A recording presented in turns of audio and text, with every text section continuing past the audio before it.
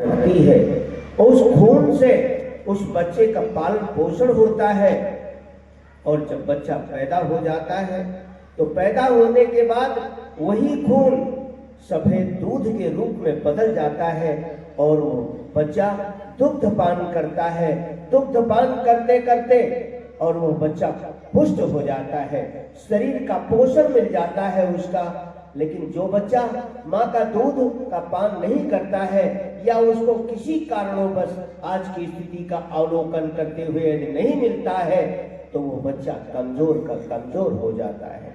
उस बच्चे के अंदर वो ताकत, वो हिम्मत, वो साहस, वो विचार नहीं मिलता है। तो इसलिए माता देवो माता की एक बराबरी कोई कर नहीं सकता है। एक और माँ है जिसके बारे में परम पूज्य गुरुदेव ने लिखा है। उन्होंने कहा है उसका नाम है कामधेनु। कामधेनु है वो स्वर्ग में रहती है। तो स्वर्ग में रहती है तो स्वर्ग तो किसी ने देखा भी नहीं है, स्वर्ग तो किसी ने देखा नहीं है, स्वर्ग तो हम जा भी नहीं सकते हैं। फिर लेकिन जो कामधेनु का पैपान कर लेता है वो उसका जीवन धन्य बन जाता है, अमर हो जाता है। लेकिन वो आत्मा का पोषण करती है। वो कामधेनु जो स्वर्ग में रहती है वो देवता बना जाती है, वो देवताओं को शक्ति देती है। तो इसलिए हमारे अंदर भी वो स्वर्ग की शक्ति, वो कामधेनु की शक्ति का प्रवेश होना चाहिए। आज वो उसकी आवश्यकता है। उसी का नाम गायत्री रखा गया है, उसी का नाम ऋतंभरा रखा गया है, उसी का नाम प्रज्ञा रखा गया है, उसी को विचारशीलता कहते हैं, उसी को विवेकशीलता कहते हैं, उसी को दूरदर्शिता कहते हैं और उसे ही भारतीय संस्कृति की आत्मा कहते हैं। क्यों कि यज्ञ पिता गायत्री माता देव संस्कृति के निर्माता। देव संस्कृति को जिंदा जागृत रखने वाले, विचारधारा को आगे बढ़ा करके रास्ते में लगाने वाले का नाम ही गायत्री है। मित्रों, आज उस गायत्री को, जो गायत्री की इतनी बड़ी महत्ता थी, कभी जो सारे ऋषियों ने, सारे देवताओं ने, सारे महापुरुषों ने गायत्री को पकड़ करके, गायत्री की आराधना करके, गायत्री की पूजा करके और न मालूम कहां से कहां पहुंच गए। वही हमारी बहनें थी जो शकुंतला थी, सत्यभामा थी, गार्गी थी, मैत्रेयी थी, अपाला थी, घोषा थी। सारा इतिहास भरा पड़ा है। जिन बहनों ने मिलकर के और गायत्री की उपासना की है उनको किसी जीवन में कोई कमी नहीं रह गई है। इसी को ब्रह्मा जी ने अवतरित किया। ब्रह्मा जी ने तप किया और तप 1000 वर्ष तक किया।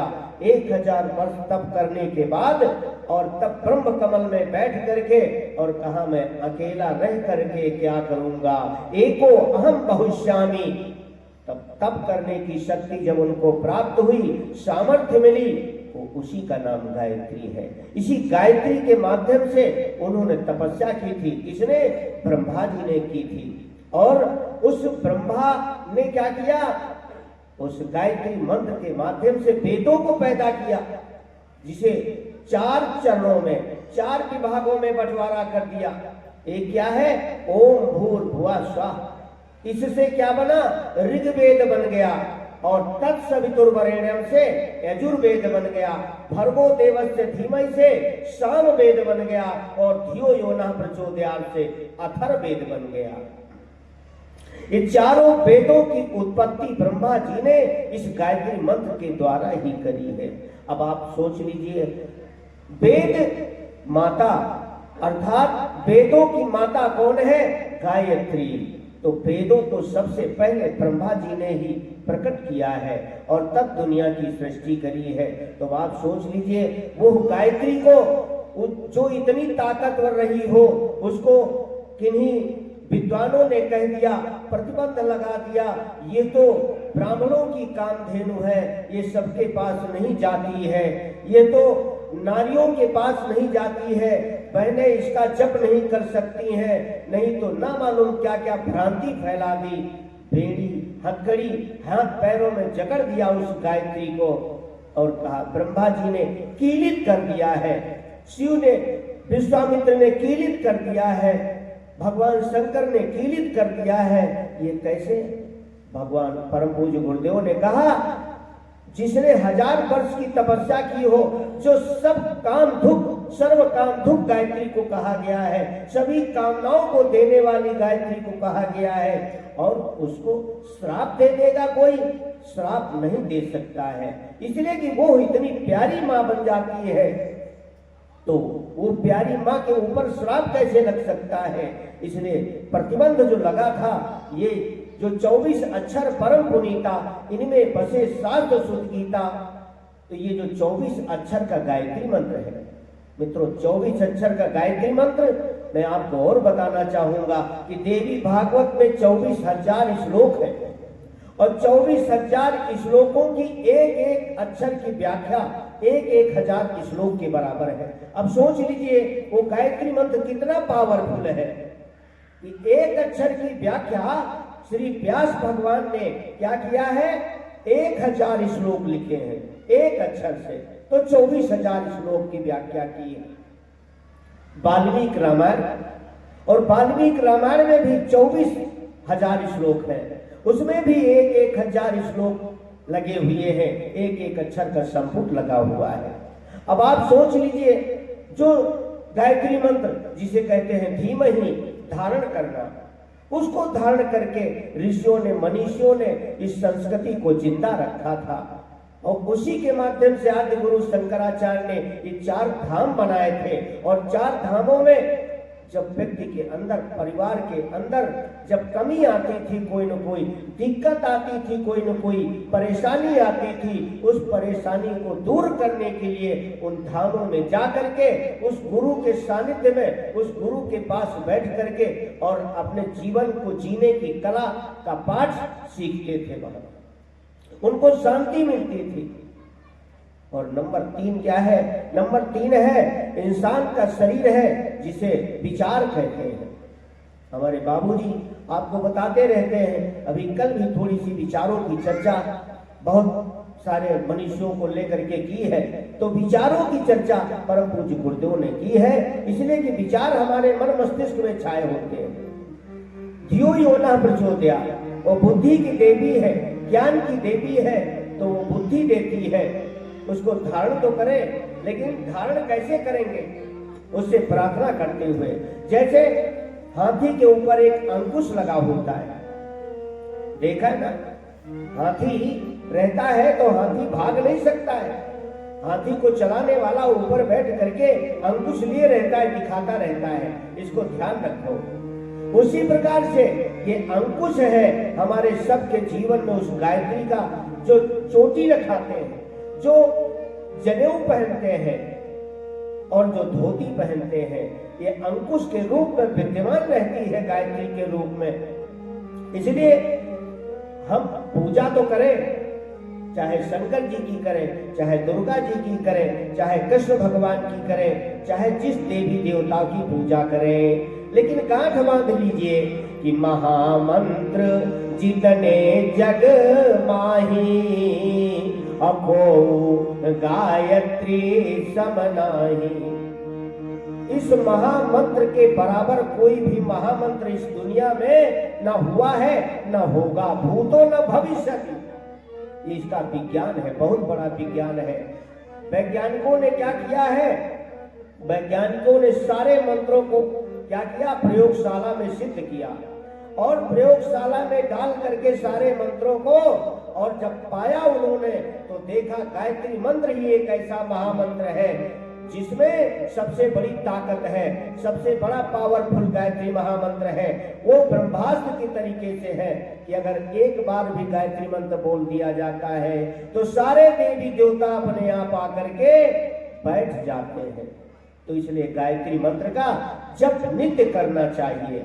इसीलिए गायत्री परिवार हमारा जगह जगह पे, जहां जहां पे नई गायत्री पहुंची है, वहां परम पूज्य गुरुदेव ने कहा था, बेटा इस गायत्री को सारे दुनिया में, सारी पृथ्वी में गायत्री को पहुंचा दो। क्यों?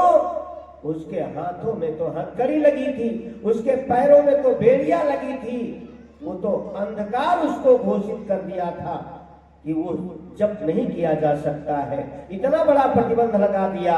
उस महाशक्ति ने, उस ऋषि ने तप किया, प्रार्थना की, और प्रार्थना करने के बाद उसने कहा, जाओ बेटे, इस गायत्री को हम राष्ट्रीयकरण कर रहे हैं, ये सारी दुनिया में जा रही है, इसको कोई रोकने वाला पैदा नहीं होगा। क्यों? ये भगवान का मंत्र है, ये भगवान की शक्ति है, भगवान की देवी है, इसे ही ब्रह्म कहा गया है। और एको ब्रह्म द्वितीयो नास्ति, एक ही ब्रह्म है, दूसरा नहीं हो सकता है। और गायत्री सावित्री दो बहनें थी। आप अगर पुराणों को देखेंगे, मनु स्मृतियों को देखेंगे, तो मनु स्मृति में, पुराणों में गायत्री का नाम नहीं आएगा, सावित्री का नाम आएगा। जहां सावित्री नाम लिखा हो वो गायत्री का ही प्रारूप है। सावित्री को ही गायत्री और गायत्री को ही सावित्री कहा गया है। एक ज्ञान पक्ष है तो एक विज्ञान पक्ष है, एक दिन है, एक दिन की देवी है तो एक रात्रि की देवी है। तो इसलिए उसकी दोनों की आवश्यकता है, बगैर उसके कोई काम नहीं चल सकता है। अगर सावित्री जड़ है तो गायत्री चेतन है, अगर गायत्री जड़ है तो सावित्री चेतन है। तो इसलिए दोनों का समावेश, अगर यज्ञ पिता है तो गायत्री माता है, तो इसलिए दोनों का समावेश होता है। इसलिए सभी लोग गायत्री मंत्र का अवश्य जाप करें। बिना इसके जाप किए हुए कुछ मिलता नहीं है। जैसे हिंदुओं का अगर कोई गुरु मंत्र है तो गायत्री मंत्र ही गुरु मंत्र कहा जाता है। दीक्षा अगर दी जाती थी किसी को तो गायत्री मंत्र की ही दीक्षा दी जाती थी।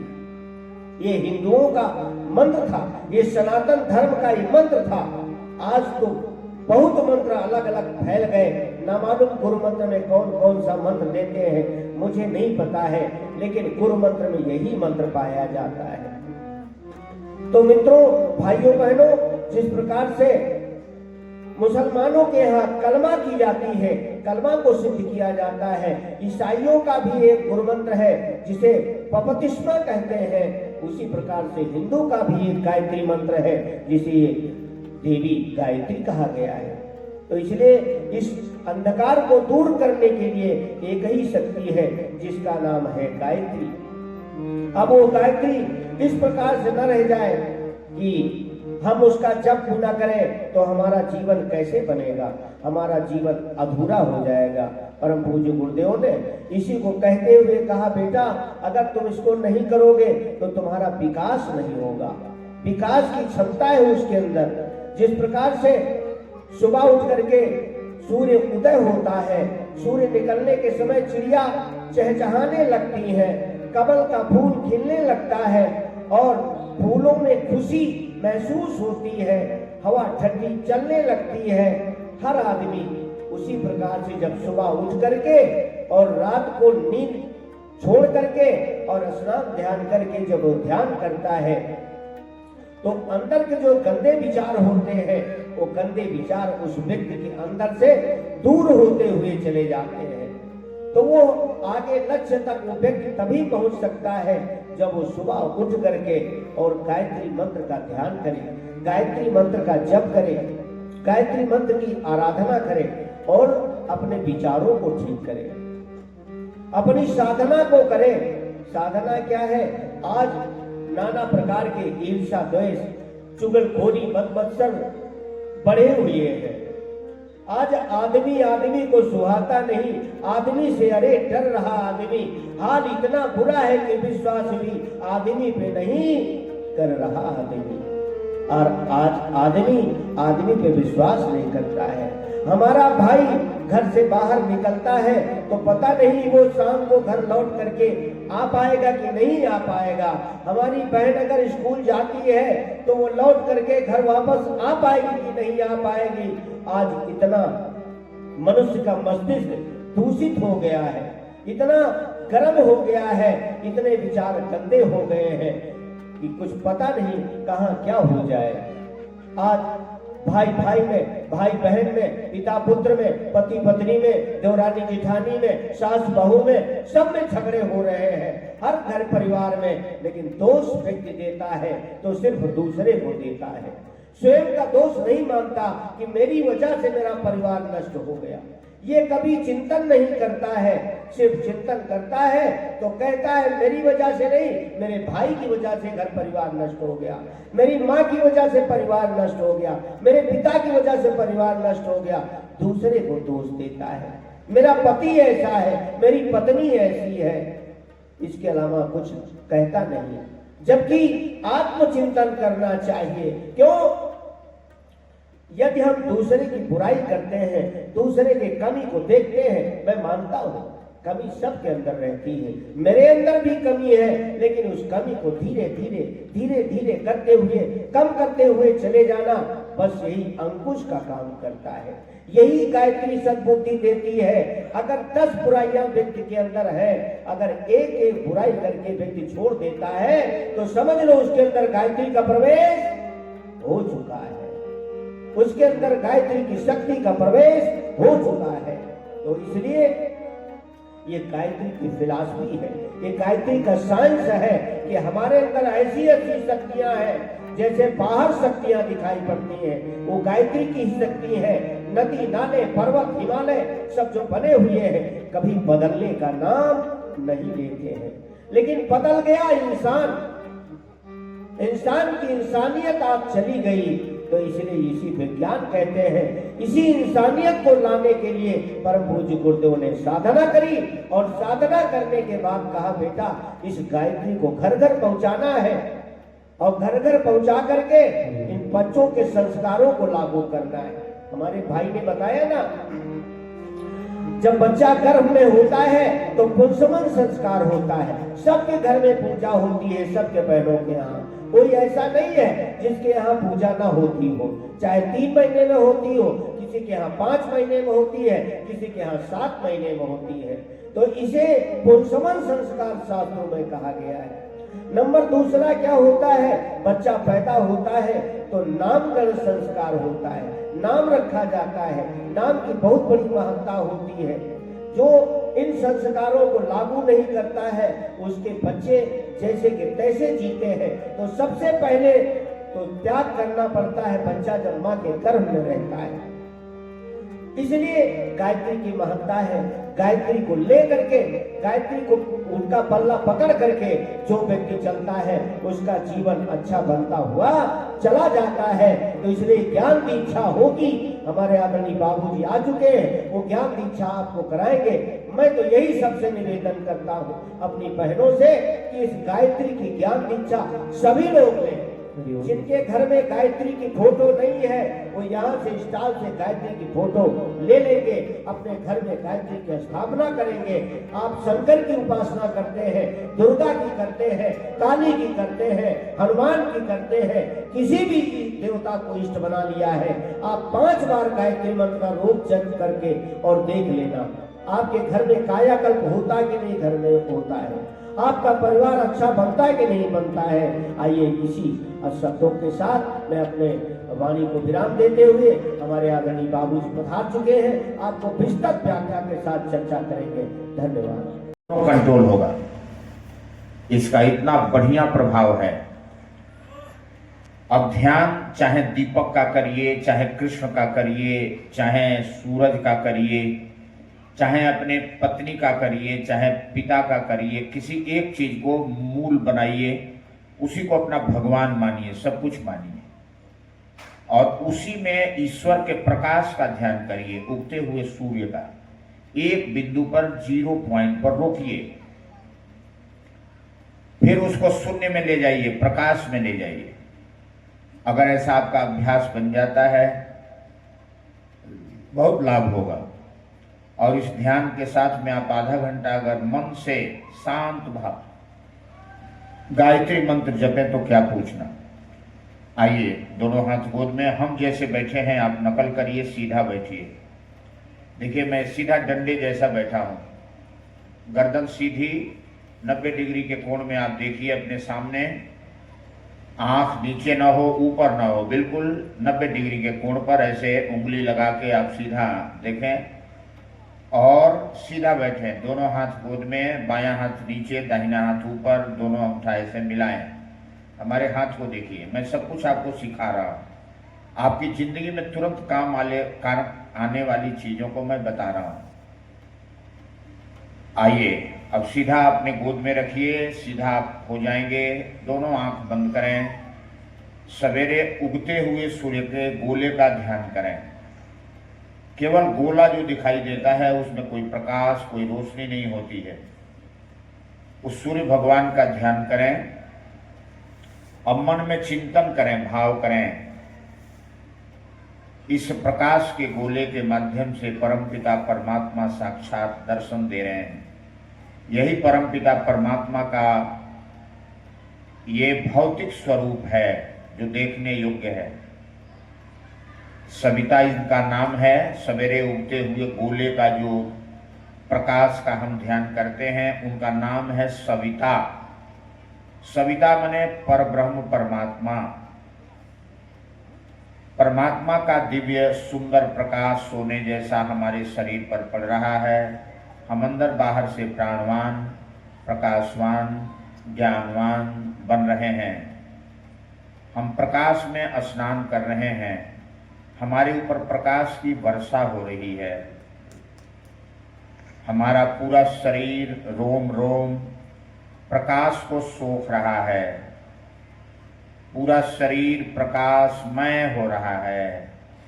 हड्डी मांस का ये शरीर प्रकाश में विलीन हो रहा है, प्रकाश में घुल मिल रहा है।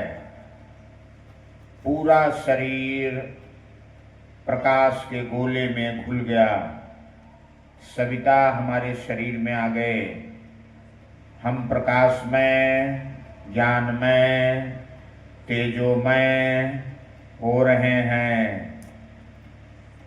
हमारे अंदर दिव्य प्रकाश, ऋषि का पुण्य, ऋषि का तप, ऋषि का ज्ञान, ऋषि का प्राण इस प्रकाश के रूप में हमारे पूरे शरीर में फैल चुका है।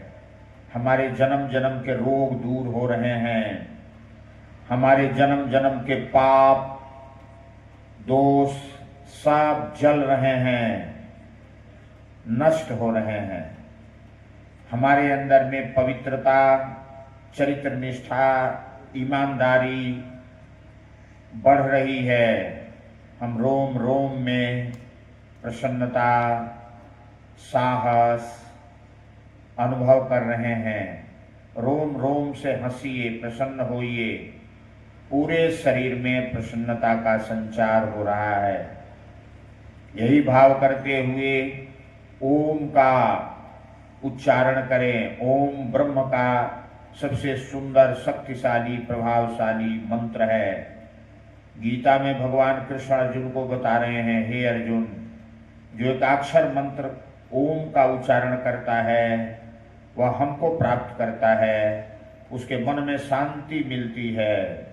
आप सभी लोग आंख बंद करते हुए पूरे शरीर को प्रकाश में प्रकाशित होते हुए भाव बनाते हुए ओम का उच्चारण हमारे साथ अच्छे से तेज स्वर में सब लोग बोलेंगे। सीधा कमर रखिए।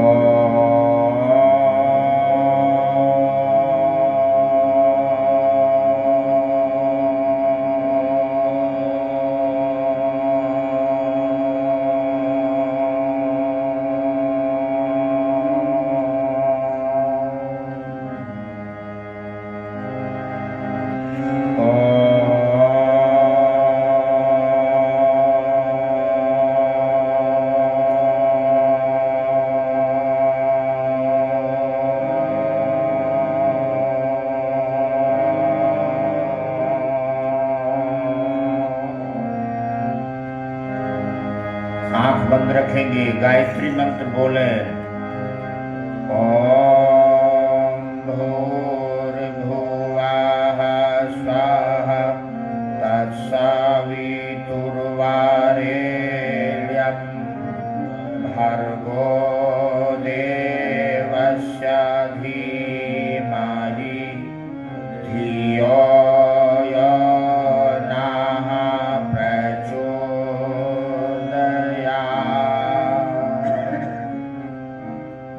हथेली को जोर से रगड़ें, आंख बंद रखें, अपने हथेली को गर्म करिए, तेज रगड़िए।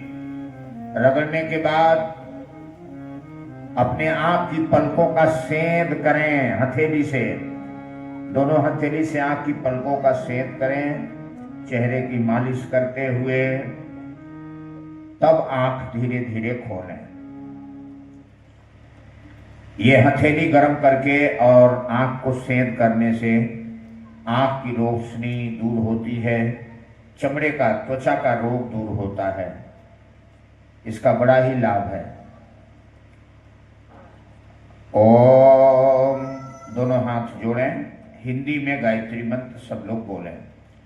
उस प्राण स्वरूप, उस प्राण स्वरूप, दुख नाशक, दुख नाशक, सुख स्वरूप, सुख स्वरूप, श्रेष्ठ, श्रेष्ठ, तेजस्वी, तेजस्वी, पाप नाशक, पाप नाशक, देव स्वरूप, देव स्वरूप, परमात्मा को हम अपनी अंतर आत्मा में धारण करते हैं।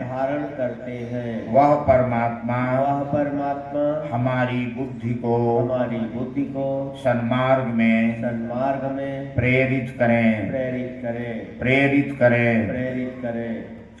ओम वंदे बोधमयं नित्यं गुरुं शंकररूपिणं यमाश्रितो हि वक्रोऽपि चन्द्रः सर्वत्र वन्द्यते। भवानी शंकरौ वन्दे श्रद्धा विश्वासरूपिणौ याभ्यां विना न पश्यन्ति सिद्धा स्वान्तः स्थमीश्वरम्। वन्दौ गुरुपदपद्मपरागा, हनुमाना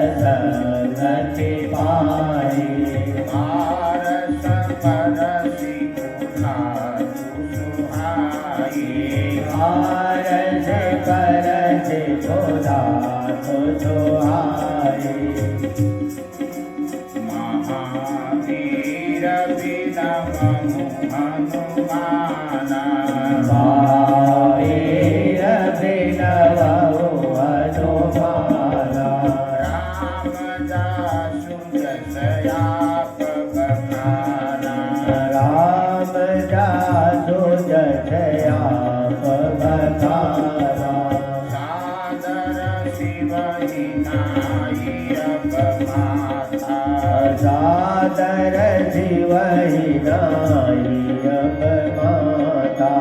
भरनऊ विशद राम गुण गाथा।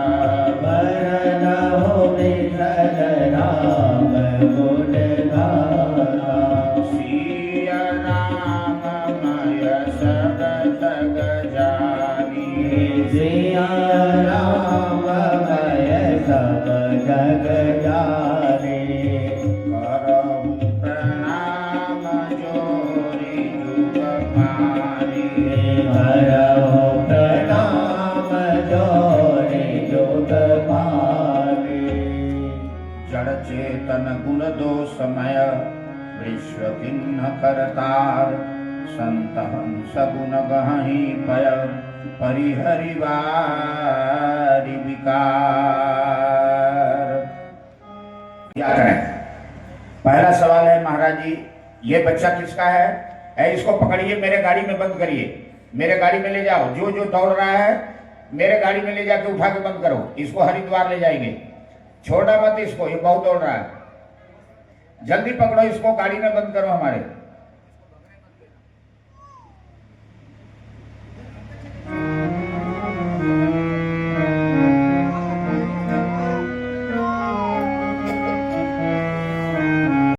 परिवार में बढ़ रहा है और मैंने अभी आपसे कहा यूरो और न्यूरो की बीमारी, पाचन क्रिया ध्वस्त हो रही है, मर रहा है और दिमाग में हमारे रोग बहुत बढ़ रहे हैं। ये क्यों हो रहा है? दिमाग से बहुत ज़्यादा ओवरलोड, अनावश्यक हम सोचते हैं। जब दिमाग गर्म होता है तो इस लाजमी है कि दिमाग की शक्ति जल जाएगी और आदमी को नाना बीमारियों से मुकाबला करना पड़ेगा। और भोजन आप टाइम से सही समय पर नहीं करेंगे, टाइम से आप सोएंगे नहीं और भोजन सही नहीं पचेगा तो आपका लीवर, आपकी किडनी खराब होगा। और लीवर और किडनी ही भोजन को पचाता है, रस को निकालता है, शरीर को देता है, जिससे मांस, हड्डी और सब कुछ बनता है।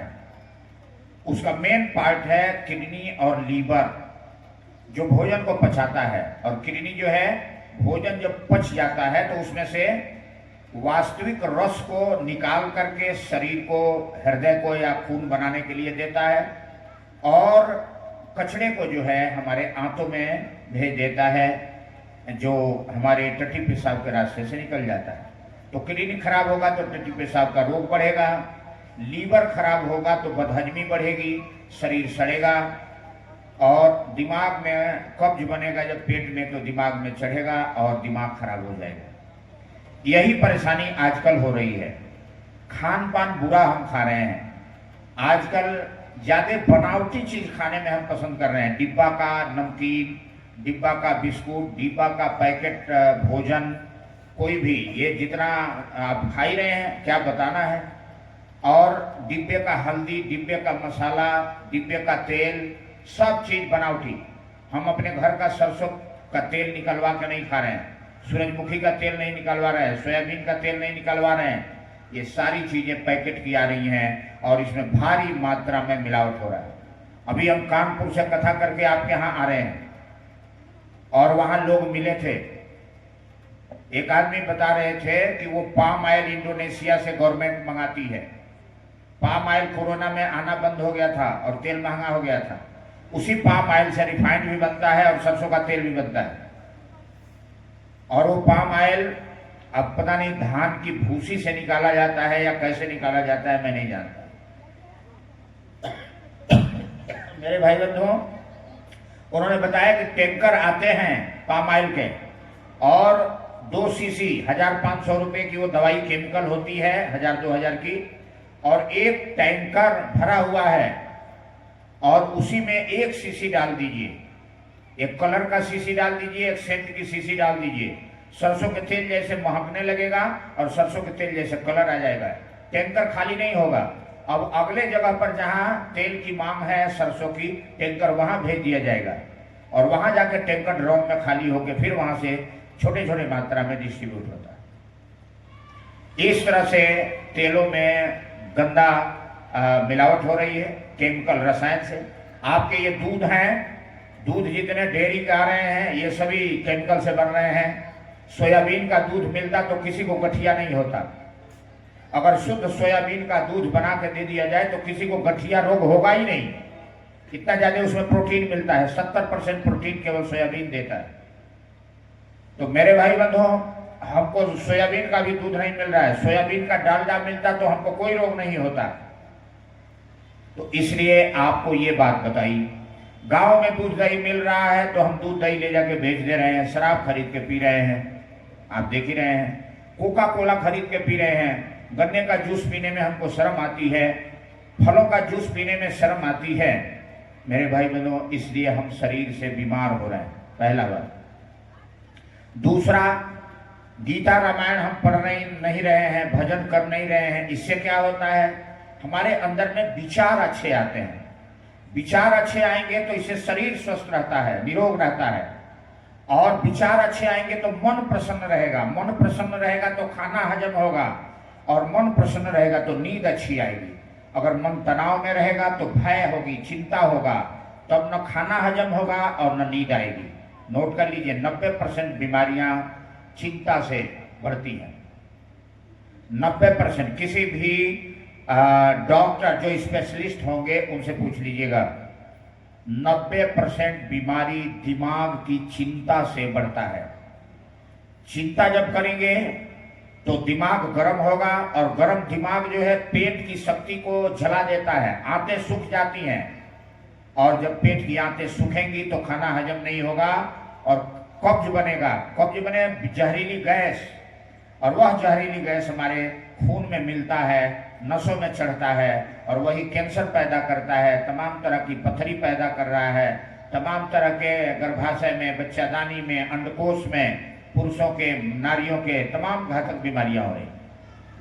मेरे भाई बहनों, गैस, और जब दिमाग गर्म होगा तो न्यूरो की बीमारी बढ़ेगी, नसें सूखेंगी, नसें मरेंगी। अब आप लोग देखिए, बड़े बड़े जगह पर जाइए जहां इंटरनेट की मशीनें रखी गई हैं, तो जितना कंप्यूटर इंटरनेट की मशीनें हैं, चल रही हैं, जहां बड़े बड़े नेट से सभी कनेक्शन करके शहर को कंट्रोल किया जा रहा है, बहुत सारी फैक्ट्री चल रही है, काम हो रहा है, तो वहां देखिए जहां नेट की मशीनें हैं वो एसी बंद कमरे में मशीन चल रही है। आप लोगों ने देखा है कहीं? कौन कौन देखा है? हाथ उठाइए। एसी में मशीनें चलाई जाती हैं, जितना एक कंप्यूटर और नेट की मशीनें। तो अब बताइए, ये लोहे की मशीन जो मोबाइल है, नेट है, इसको गर्म होगा तो फेल हो जाएगा, काम करना बंद कर देगा, हैंग करने लगेगा, इसका सॉफ्टवेयर फेल होने लगेगा। हमारे इस जिंदगी का सॉफ्टवेयर क्या है? ये दिमाग, विचार जिसका सॉफ्टवेयर फेल हो जाता है, हमारे इस जिंदगी का सॉफ्टवेयर है अच्छा विचार। अच्छा विचार जब मरेगा, बुरा विचार बढ़ेगा तो गर्मी देगा, और ये दिमाग काम करना, तब आप झल्लाने लगेंगे, क्रोध करने लगेंगे, चिड़चिड़ाने लगेंगे, न चैन से खाएंगे, न चैन से बात करेंगे, और न आप चैन से बोलेंगे, न अच्छा बोलेंगे, न मीठा बोलेंगे, कौवे जैसा, और एकदम कड़कड़ाहट में बोलेंगे, न आप चैन से रहेंगे और न किसी को चैन से, बोलिए, समझ में आ रही है बात? नहीं रहने देंगे, दिमाग गर्म होगा। अब आइए इसको समझाते हैं। जैसे मान लीजिए कि अभी कौन सा त्योहार आने वाला है नजदीक में, सभी त्योहार तो बीत गए। मानिए अभी होली आने वाली है, अब बसंत पंचमी, होली आएगा, मकर संक्रांति आएगी, तो मानिए कि होली आने वाला है। थोड़े देर के लिए मान लीजिए कि होली 10 दिन बाद मनाना है, कोई अच्छा त्योहार 10 दिन बाद आना है, आने वाला है, तो घर में चर्चाएं होती हैं कि भाई फलाना त्योहार आने वाला है, त्योहार कैसे मनाया जाएगा, इस त्योहार में क्या किया जाएगा। जैसे दिवाली अभी बीती है, तो दिवाली आने वाली है, 1 महीना दिन से, अरे दिवाली आ रही है, दिवाली मनाना है। बच्चे योजना बना रहे हैं, हमें दिवाली में पटाखे कौन कौन खरीदना है, कितना पटाखे फोड़ना है, बच्चे योजना बना रहे हैं, घर वाले लोग योजना बना रहे हैं, माताएं बहनें योजना बनाती हैं, और 10 दिन पहले पूछती हैं, देखो जी दिवाली आ गया, तो बताओ दिवाली पर क्या क्या बनेगा। पकौड़ा बनेगा, दही बड़ा बनेगा, और क्या क्या बनेगा, और क्या क्या बनेगा आइटम। माताएं बहनें चर्चा करती हैं, घर में सब लोग बैठे हैं। तो अभी न सामान की खरीदारी हुई है, न कोई व्यवस्था बनी है, लेकिन परिवार में चर्चा हो रही है। किसी ने कहा देखो ये मिठाई दिवाली पर आएगा, ये मिठाई आएगा, ये मिठाई आएगा, इतने पटाखे आएंगे, घर को इसे सजाया जाएगा, और ऐसा सुंदर जो है घर को लाइटों से सजाया जाएगा, ये मिठाई आएगी, ये पकवान मिष्ठान बनेगा। सभी योजना बनाते हैं। अब आप बताइए, कोई आइटम बना नहीं है, उसका सामान भी नहीं आया है, लेकिन जब आइटम का नाम लिया जाता है तो मन में गुदगुदी होने लगती है। बोलिए, प्रसन्नता होने लगती है। अरे ये चीज बनेगा, बच्चे कूदने लगते हैं, देखो जी हमको ये पटाखा खरीदेंगे, ये पटाखा खरीदेंगे। न पटाखा खरीदा गया, न दुकान लगी है अभी, लेकिन उसकी खुशी में सब नाचने लगते हैं, प्रसन्न होने लगते हैं। बोलिए, मैं सही बात कर रहा हूं या गलत? आए, कोई शादी विवाह होना है, शादी विवाह में क्या क्या बनेगा, क्या क्या खुशी होगी, कैसे दुल्हन सजाई जाएगी, दुल्हन कैसे सजाएगा, मंडप कैसे सजाया जाएगा, सारी बातें हो रही हैं। और सभी, कहीं दूल्हा कहीं दुल्हन प्रसन्न हो रहे हैं, खुशी मना रहे हैं, कहीं परिवार के लोग खुशी मना रहे हैं। इस तरह से सजावट होगी, ये सजावट के सामान ले जाएंगे, ये साड़ियां कपड़े खरीदे जाएंगे। ये सोच सोच करके अच्छी बातें। बोलिए, मन में प्रसन्नता और खुशी होती है कि नहीं? अभी कोई मार्केटिंग नहीं हुई है, कोई सामान आया नहीं है, लेकिन एक दिमाग में जो विचार अच्छे अच्छे आ रहे हैं तो मन में खुशी भरता है, आदमी उछलता कूदता रहता है। बोलिए, ये महसूस करते हैं कि नहीं हम लोग? तो असली खुशी कब आ गई? जब अच्छा विचार आया। आइटम बनेगा, कब बनेगा, अच्छा होगा कि खराब होगा, नमक ज्यादा पड़ जाएगी कि मिर्ची पड़ जाएगी, ये विषय बात का है। लेकिन दिमाग में जो आइटम बना है और जिसकी चर्चा हम कर रहे हैं 10 दिनों से, और एक योजना बन गई कि ये सामान घर में आएगा, इतनी हमारी क्षमता है, इतना हमारे पास पैसा है, तो उसमें हर आदमी खुशी मना रहा है। सबके दिमाग में एक मेकअप माइंड हो गया है कि इतना खुशी में हम लोग इस त्योहार को मनाएंगे, और उस खुशी को लेकर सभी चल रहे हैं। बोलिए, और उस त्योहार में सभी मेहनत कर रहे हैं कि भाई दीपावली तक ये कर देना है, ये सफाई करनी है, इतना पैसा जुटा देना है, इस तरह त्योहार मना। बोलिए, सबकी ताकत बढ़ जाती है कि नहीं? सभी एकजुट हो जाते हैं कि नहीं? सबके दिमाग में खुशी हो जाती है। लेकिन अगर उसी में कोई आदमी कह दे देखो दिवाली पर हम शराब ले आएंगे, हम ऐसा करेंगे, किसी की कोई बात नहीं होगी, ये नहीं ले आएंगे, वो नहीं ले आएंगे, तो सारे लोगों का दिल सूख जाता है, सबके दिल का चेहरा का खुशी मिट जाता है। बोलो, कोई आदमी कह दिया नहीं इस दिवाली में हम 1 पैसा खर्च नहीं करेंगे, सादा सादा दिवाली मनाई जाएगी, तो घर के सारे लोगों का चेहरा जो है उदास हो जाता है। बोलिए, बोलिए, ये बात समझ में आ रही है? तो असली खुशी और असली दुख कहाँ है? सामान में या विचारों में? बोलिए, असली खुशी कहाँ पैदा हो रही है? विचारों में। आपने एक योजना बनाया, मैं 3 मंजिला बढ़िया सुंदर बिल्डिंग बनाऊंगा, उसमें इतने कमरे होंगे, ये होंगे, इस तरह सजावट होगी, उसकी रंगाई इस तरह से होगी। मकान 10 साल बाद बनेगा, लेकिन वह नक्शा जो दिमाग में बन गया है, उसकी खुशी हमको जो है छाई हुई है। आप लोग बताइए, जिंदगी की खुशी अच्छे विचारों में पहले पैदा होती है या सामान में? बहुत सारे घरों में सामान भरे पड़े हैं, सब सामान भरे पड़े हैं, लेकिन विचार अच्छे नहीं हैं। आपस में लड़ाई झगड़ा बेईमानी चल रहा है और सभी को चुभन हो रही है। किसी के चेहरे पर खुशी नहीं है। बढ़िया बिल्डिंग है, सब सामान है, किसी को देखिए तो सभी उदास दिखाई देते हैं, अच्छे से बात नहीं करते हैं। क्या बात है? आप सभी लोग खुशहाल नजर नहीं आ रहे हैं, क्या बात है? बोलिए, ऐसा होता है कि नहीं? कोई बोल नहीं रहा है, अंदर की चुभन वाली बात कोई बता नहीं रहा है।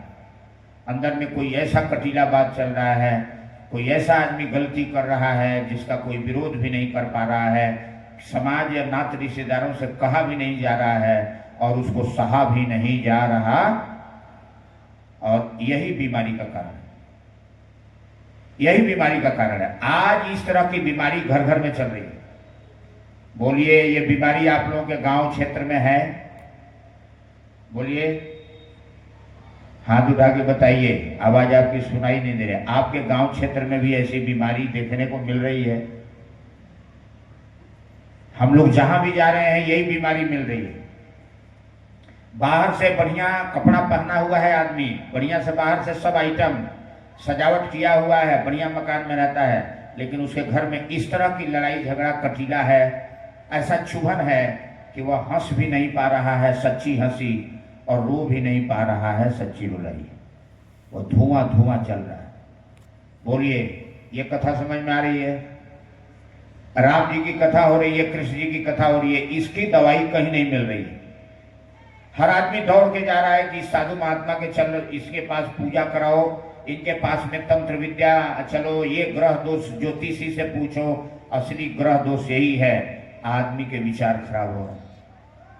इसलिए पंडित श्री राम शर्मा आचार्य ने हम लोगों को भेजा कि आप लोग दुनिया में जाइए और लोगों को अच्छा विचार दीजिए, अच्छा व्यवहार करने का कला सिखाइए। आर्ट ऑफ लिविंग, जीवन जीने की कला हम लोग लेके आए हैं। अब आइए, इसी पर 1 घंटा हमारा लेक्चर होगा, 1 घंटे की कथा होगी।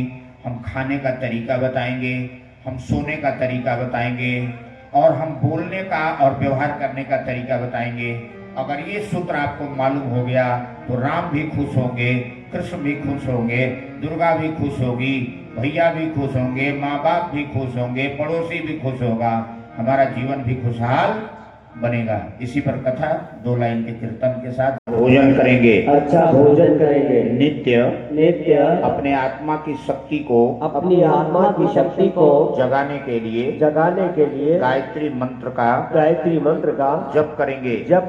गीता का रामायण का पाठ करेंगे। सब साहित्य का स्वाध्याय करेंगे। अब यहाँ से जो संस्कृत में मंत्र बोले जा रहे हैं उसको आप दोहराएं। अब यहाँ से हम बोलेंगे, आप लोग बोलिएगा। बोलिए, ओम ईशानुशासनम स्वीकरोमि ओम मर्यादाम चरिष्यामि ओम वर्जनीयम नो चरिष्यामि। अब यहाँ से गायत्री मंत्र बोलेंगे, आप अपने मस्तक में लगा लीजिएगा। ओम भूर्भुवः स्वः तत्सवितुर्वरेण्यं भर्गो देवस्य धीमहि धियो यो न प्रचोदयात्। कलश पूजनम नया संसार बसाएंगे, हमारा है यह दृढ़ संकल्प, नया संसार बसाएंगे, हमारा है यह दृढ़ संकल्प, नया संसार बसाएंगे।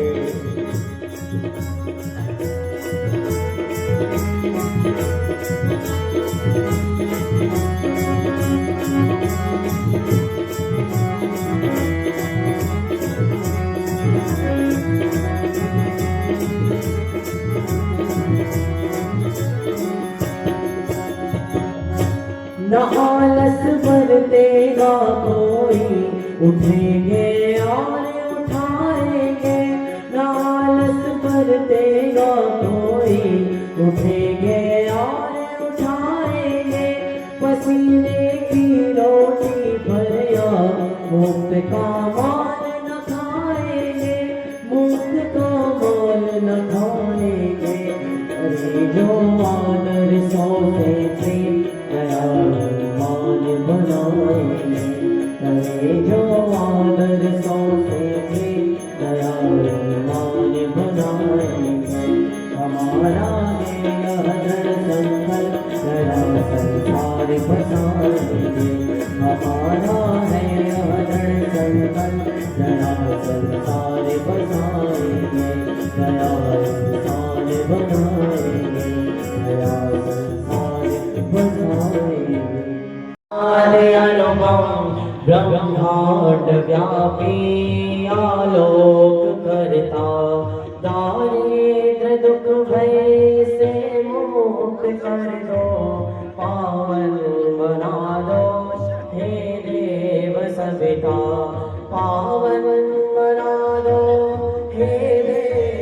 सविता पावन बना दो हे देव सविता निर्मल बना दो हे देव सविता उज्ज्वल बना दो हे देव सविता दीप यज्ञ का पर्व आया है आओ जीवन को धन्य बना लो रे आओ जीवन को धन्य बना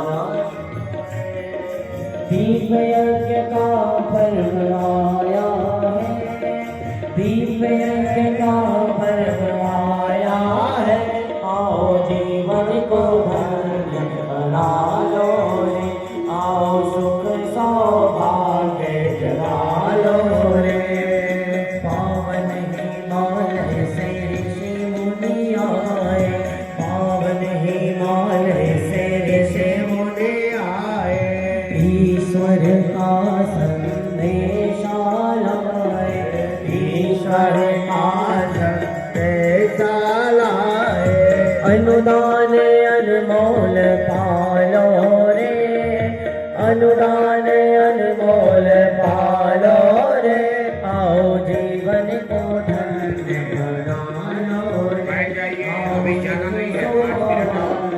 बना लो रे बैठिए, हम लोग बैठिए बैठ जाओ। आओ सुख सौभाग्य बना लो रे मेरी झोपड़ी के भागा खुल जाएंगे राम आएंगे मेरी झोपड़ी के बागड़ा खुल जाएंगे राम आएंगे राम आएंगे आएंगे राम आएंगे राम आएंगे आएंगे राम आएंगे मेरी झोपड़ी के भागा खुल जाएंगे राम आएंगे मेरे झोपड़ी के भागा खुल जाएंगे राम आएंगे राम आएंगे तो अंगना सजाऊंगे राम आएंगे तो अंगना सजाऊंगा दीप जलाती दिवाली मैं मनाऊंगी दीप जला के दिवाली मैं मनाऊंगी मेरे जन्मों के सारे पाप मिट जाएंगे राम आएंगे हो मेरी झोपड़ी के भागा खुल जाएंगे राम आएंगे मेरी झोपड़ी के भागा खुल जाएंगे राम आएंगे राम आएंगे राम आएंगे बोली यज्ञ भगवान की। हाँ बैठ जाए। सभी लोग शांतिपूर्वक बैठ जाए। अब सब धियो यो न प्रचोदयात् स्वाहा इदं गायत्र्यैनं नमः ॐ भूर्भुवः स्वः तत्सवितुर्वरेण्यं भर्गो देवस्य धीमहि धियो यो न प्रचोदयात् स्वाहा इदं गायत्र्यैनं नमः ॐ भूर्भुवः स्वः तत्सवितुर्वरेण्यं भर्गो देवस्य धीमहि धियो यो न प्रचोदयात् स्वाहा इदं गायत्र्यैनं नमः ॐ भूर्भुवः स्वः तत्सवितुर्वरेण्यं भर्गो देवस्य धीमहि धियो यो न प्रचोदयात् स्वाहा इदं गायत्र्यैनं नमः ॐ भूर्भुवः स्वः तत्सवितुर्वरेण्यं भर्गो देवस्य धीमहि धियो यो न प्रचोदयात् स्वाहा इदं गायत्र्यैनं नमः ॐ भूर्भुवः स्वः तत्सवितुर्वरेण्यं भर्गो देवस्य धीमहि धियो यो न प्रचोदयात् स्वाहा इदं गायत्र्यैनं नमः ॐ भूर्भुवः स्वः तत्सवितुर्वरेण्यं भर्गो देवस्य धीमहि धियो यो न प्रचोदयात् स्वाहा इदं गायत्र्यैनं नमः ॐ भूर्भुवः स्वः तत्सवितुर्वरेण्यं भर्गो देवस्य धीमहि धियो यो न प्रचोदयात् स्वाहा इदं गायत्र्यैनं नमः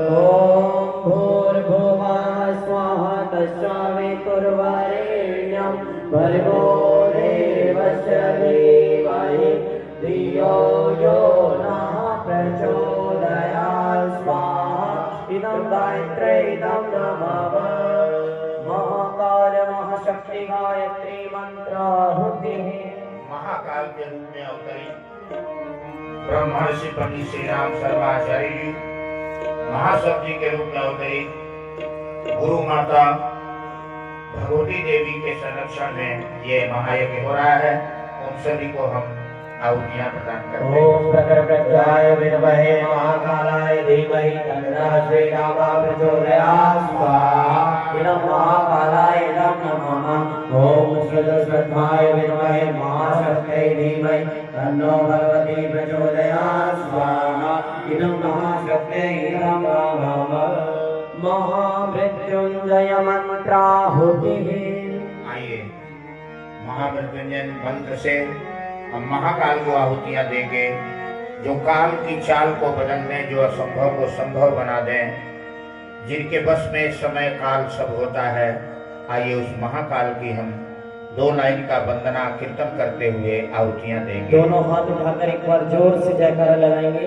बोलेगा बोलेगा देवनी महाकाल की जय महाकाल जय महाकाल जय महाकाल जय महाकाल जय महाकाल जय महाकाल जय महाकाल जय महाकाल जय महाकाल जय महाकाल जय महाकाल जय महाकाल जो पाप ताप का हरता है जो पाप ताप का हरता है जो युग परिवर्तन करता है जो युग परिवर्तन करता है महादिशक्ति को साथ लिए महादिशक्ति को साथ लिए जो बदल रहा है जो बदल रहा है जय महाकाल जय महाकाल जय महाकाल जय महाकाल जय महाकाल जय महाकाल जय महाकाल जय महाकाल जिसने सोतों को जगा दिया जागों को जिसने जला दिया जिसने सोतों को जला दिया जागों को जिसने जला दिया चलतों को जिसने दौड़ाया चलतों को जिसने दौड़ाया दिशा को दीपे रख उछाल दिशा को दीपे रख उछाल जय महाकाल जय महाकाल जय महाकाल जय जय महाकाल जय महाकाल जय महाकाल जय महाकाल जय महाकाल जय महाकाल जय महाकाल जय महाकाल की जय। ओम त्र्यंबकं यजामहे सुगन्धिं पुष्टिवर्धनम् उर्वारुकमिव वन्दनान् मृत्योर्मुचीयमामृता स्वाहा इदं महामृत्युंजयाय इदं नमः ॐ त्र्यंबकं यजामहे सुगन्धिं पुष्टिवर्धनम् उर्वारुकमिव वन्दनान् मृत्योर्मुचीयमामृता स्वाहा इदं महामृत्युंजयाय इदं नमः ॐ त्र्यंबकं यजामहे सुगन्धिं पुष्टिवर्धनम् उर्वारुकमिव वन्दनान् मृत्योर्मुचीयमामृता स्वाहा इदं महामृत्युंजयाय इदं नमः पूर्णाहुतिः। अब देव दक्षिणा पूर्णाहुति होगी। देखेंगे तो अच्छी चीज देखेंगे, थोड़े देर 10 वर्ष से कम उम्र के बच्चों को मोबाइल से जितना आप बचा सके बचाइए अपने बच्चे के भविष्य के लिए। पहली बात तो ये है, गंदी चीजें मोबाइल में चाहे कोई भी आदमी हो, बड़े बूढ़े नर नारी बेटी बहन, गंदी चीजों को न देखें। इससे हमारा विचार खराब होता है, हमारे संस्कार खराब होते हैं। ये मोबाइल यानी सिनेमा और शराब ने हमारे विचार, हमारे व्यवहार और हमारे कर्मों को बर्बाद कर दिया। शराब इस धरती की सबसे खराब चीज है। हुक्का न पिए, इससे तमाम तरह की बीमारियां गैस बनता है। आइए एक एक बुराई दान करेंगे। आप घर में लड़ाई झगड़ा करते हैं, गाली गलौज करते हैं, गुस्सा करते हैं, आप नहीं करेंगे। हर आदमी को रात में 8 बजे के पहले भोजन कर लेना चाहिए, 10 बजे के पहले सो जाना चाहिए और 4 बजे के बाद जग जाना चाहिए 4 बजे।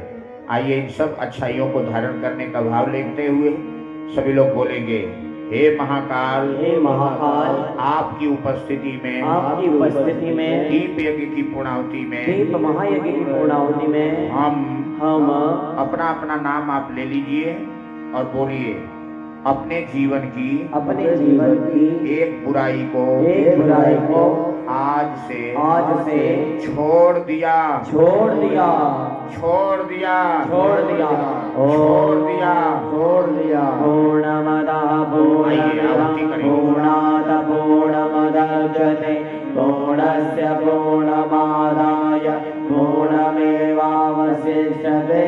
स्वाहा। ॐ सर्ववै पूर्णत्वं स्वाहा। ॐ सर्ववै पूर्णत्वं स्वाहा। नीराजनम आरती। अब आप सभी लोग आपके आगे पीछे दीपक जल रहे हैं, दीपक से अपने आप को सुरक्षित बचाते हुए खड़े हो जाएं। पुरुषं ददाते देशोऽग्रते कारणेश्वरं वा तस्मै नमो विघ्नविनाशनाय। ॐ नमो भागवतेन्दरुद्रमरुता कुर्वन्निभ्यै स्तवै वेदैः साङ्गपदकर्मोपनिषदैः ध्यायन्ते अभिसाधुना ध्यानामस्ते तद्गतेन मनसा पश्यन्ति यं योगिनो यस्यान्तं न विदुषुरासुरगणा। देवाय तस्मै नमः, देवाय तस्मै नमः।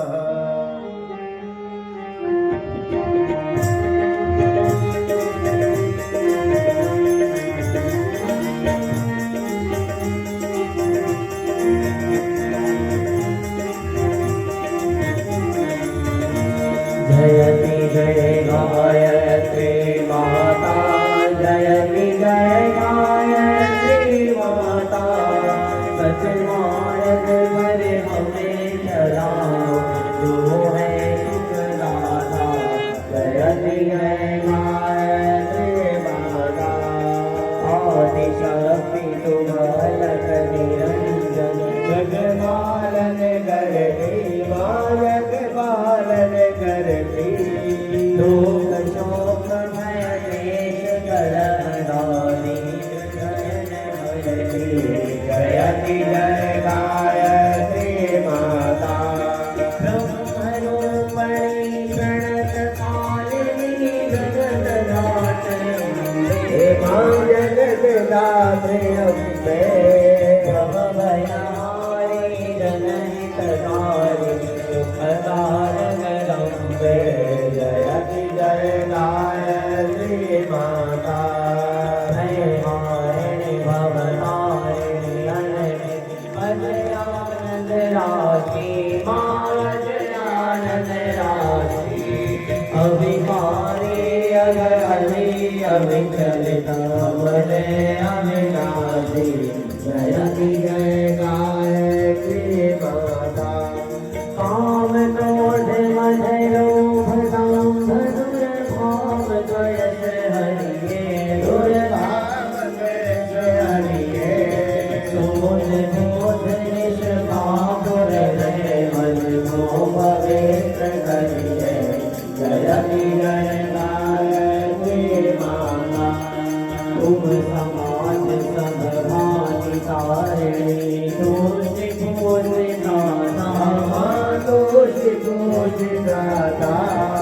सतमार्ग पर हमें चलाओ, जो है सुखदाता। जयति जय गायत्री माता। जयति जय गायत्री माता। जयति जय गायत्री माता। सतमार्ग पर हमें चलाओ, तो है सुखदाता। जयति जय गायत्री माता। कर्पूरगौरं करुणावतारं संसार सारं भुजगेन्द्रहारं सदा वसन्तं हृदयारविन्दे भवं भवानी सहित पितामि त्वमेव माता च पिता त्वमेव त्वमेव बन्धो च सखा त्वमेव त्वमेव वेद्या द्रविणं त्वमेव त्वमेव सर्वं मम देव देव राम राम राम राजा राम राम राम राम राम राम राजा राम राम राम राम राम राम सीता राम राम राम राम राम राम सीता राम राम राम ओम भूर्भुवः स्वः तत्सवितुर्वरेण्यं भर्गो देवस्य धियो यो नः प्रचोदयात् आयुः प्राणां प्रजां वसुं कीर्तिं द्रविणं ब्रह्मवर्चसं मह्यं दत्त्वा व्रजत ब्रह्मलोकम्। दोनों हाथ मलें, मस्तक से लगाएं, बैठ जाएं, संभाल करके चारों तरफ देखते हुए और अपनी